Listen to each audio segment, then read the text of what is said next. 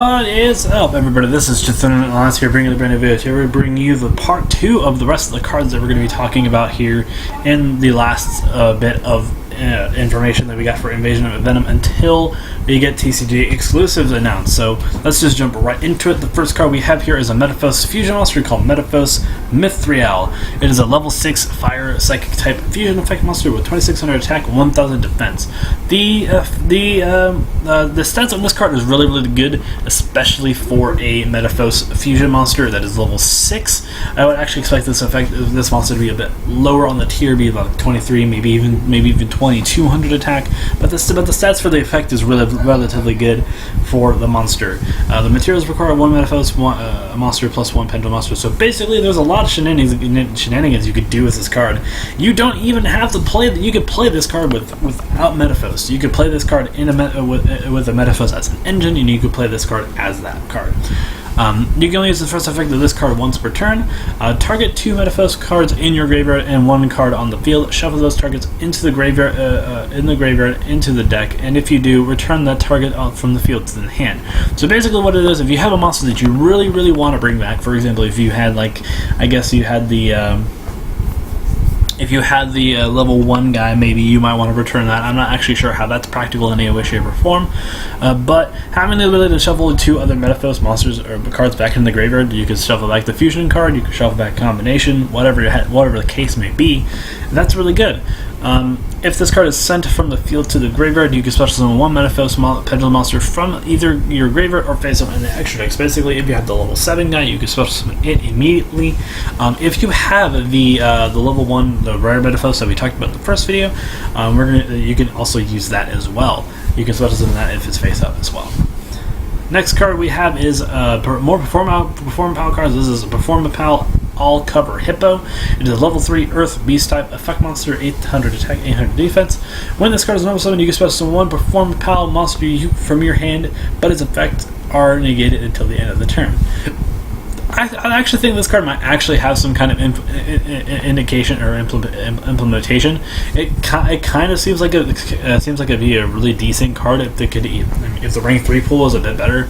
I'm not sure if there's very many good ranks or level 3 Performapal monsters, except maybe Friend Donkey. But yeah, this is a really good card. The second effect is once per turn, you can change all monsters you control to defense position. So basically, what this means is that you can just say, oh hey, I summoned this card in attack mode, activate the second effect first, switch it to defense, then activate the first effect, special summon another Performapal, do some shenanigans, yada yada yada. And it's a pretty good card, I think. It might not actually be rhyme, but it's at least it's a decent enough effect at the very least. The next card is Performapal Seal Eel. That's an interesting way to say this card. It is a level 1 water fish type pendulum effect monster with 100 attack and 100 defense. Has a scale of 3, so that scale is not terrible in the slightest.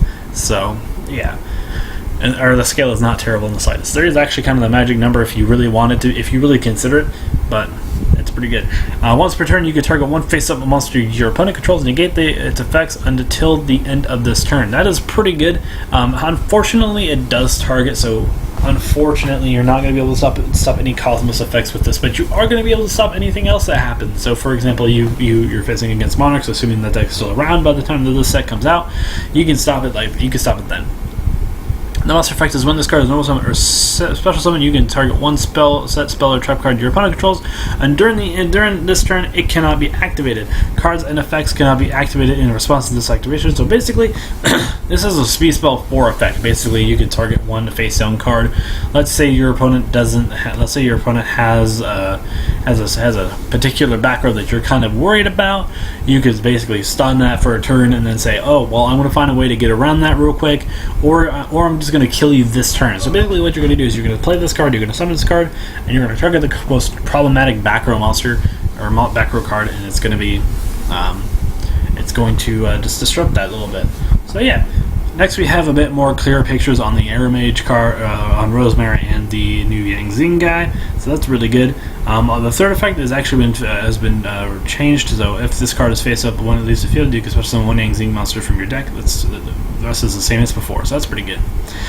The next card is Cypher Bit. It is a normal trap card. Target one Galaxy Eyes or Cypher Exceeds monster you control. Attach this card to it as Exceeds material, and if you do, that monster cannot be destroyed by battle or card effects once for the rest of this turn. So basically, you kind of get a temporary Stardust Spark Dragon effect, which is not garbage at the very least. You're not going to play this card in Ciphers at the very least, though, because you might not want to run traps in general, because it's not going to be very good.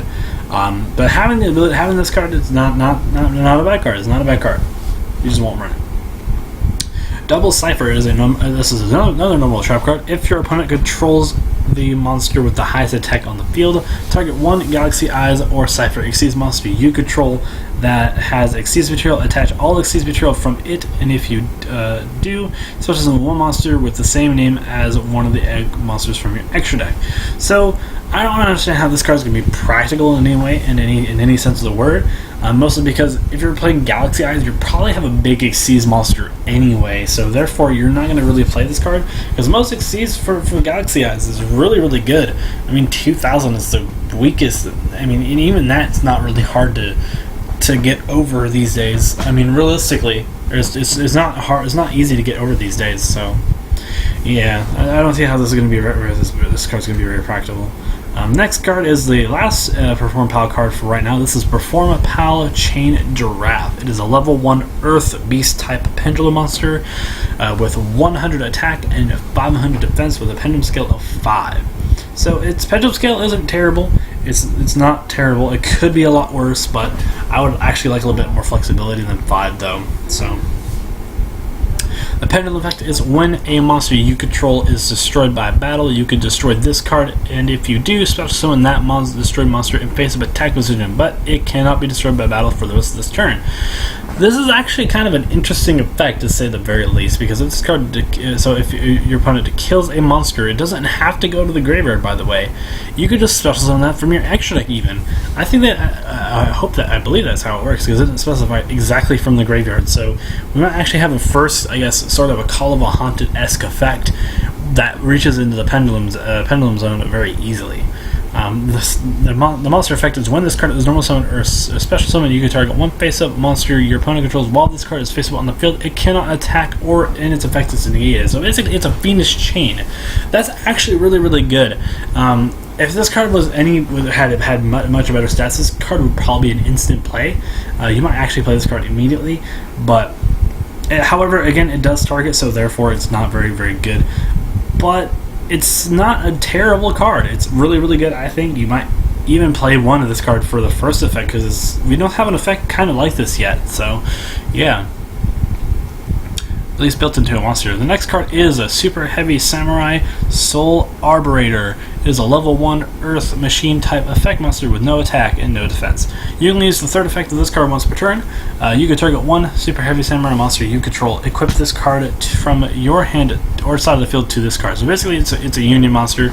You might as well just give it the Union effect, pretty much at this point. While equipped by this card's effect, your opponent cannot attack monsters you control except the monster with this equipped card. So basically, you could do Modern Captain shenanigans, which are always fun.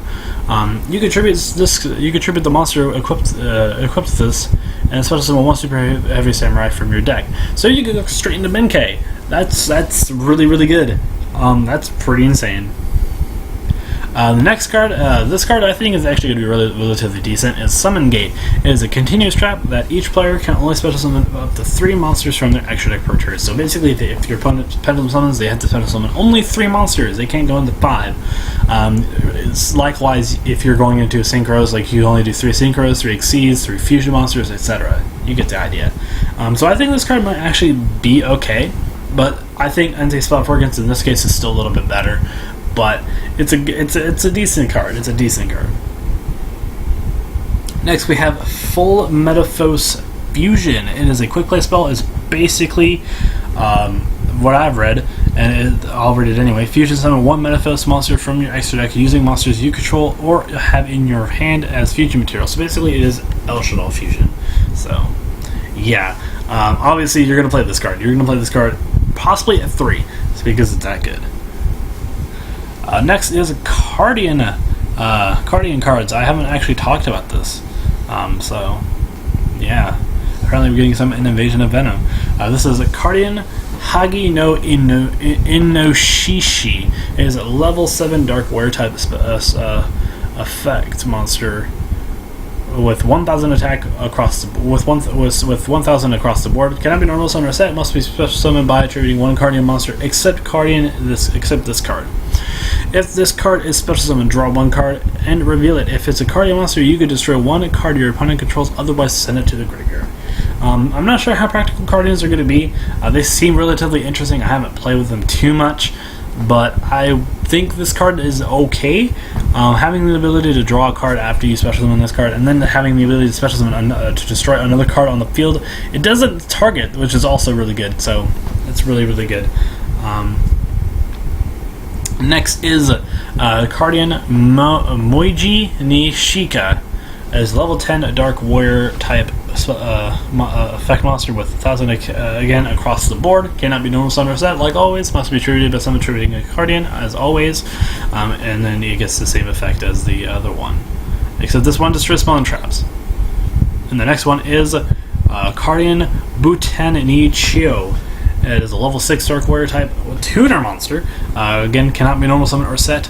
If this card is special summon, draw a card, and then if you do, look at the top 3 cards of your deck of your opponent's deck and place them in any order. Either place them at the top or the bottom of your opponent's deck in any order. Otherwise, send it to the graveyard. So basically, you reveal this card, you get to rearrange your opponent's next 3 turns. Or you could just say, well, screw your next 3 turns. You're not going to be able to play the game for a while, or this card's going to help you win. I'm going to put those back in the deck. If this card is used on the field as a synchro material, you can make all the synchro materials for the synchro summon to level 2. So basically, this card becomes level 6. You can synchro summon level 8 with it, so it's really good. Or level 10 if that's what you've leveled. And this is the last card. This is Quarantine. It is a continuous spell card that once per turn during either player's turn, during either player's end phase, you can set target one spell or trap card your opponent controls, reveal it, and then return it to its original position. Not a very good card, but it is a kind of a funny card. I like the artwork of this card, but yeah. That will wrap it up for the rest of the Invasion of Venom cards. So yeah, tell me what you guys think about the set so far. I will be doing I'll be talking about the TCG exclusives if we have any at this time. So yeah, anyway guys, tell me what you guys think about it down in the comments section down below, and I will see you guys in the next video. This has been Jetsonian Alliance, and I am signing